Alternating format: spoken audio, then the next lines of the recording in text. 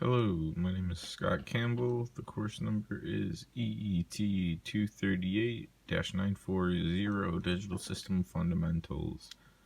This is experiment number 5. It's just called adders. The date is 11/7/2017. So the objective of this lab was just to create and use half and full adders. So for the construction, just use some push buttons and some pull-down resistors to bias the switches towards ground. And then we used a couple different chips. It was the 74SL08 and the 74SL86 for the half adder. Just those two chips, a bunch of jumper wires, 2 push buttons, some LEDs, pretty basic. So if you push that one, or if you push this one, that light will come on. If you push and hold the 2, the other one will come on. So yeah, I just wanted to show this one, and then I'm going to pull this one off the board and assemble the second circuit for this lab. So I'll be right back with the next one. Okay, and we are back. So this time I set up everything as a full adder using the 74LS series chips, the 86, the 08, and the 32, which is going to be the one that's different than the last half adder that I did.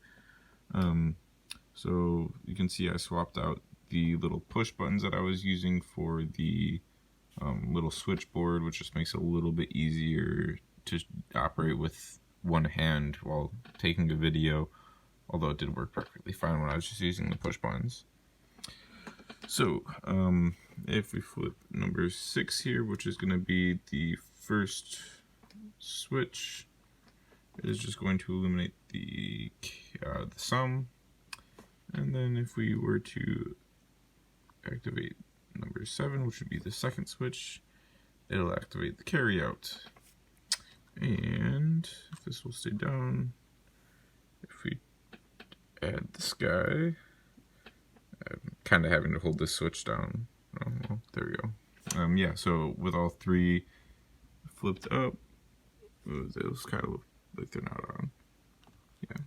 Well, with all 3 flipped up, we get both lights, or both LEDs illuminated.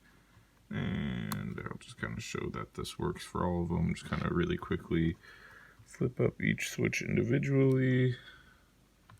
There we have the sum LED light up. And for the 8, also the sum LED. And yeah, I mean, everything worked out really well. Not sure why. Yeah, the switchboard has been kind of a pain to work with. It'll kind of randomly just give me false on signals like that.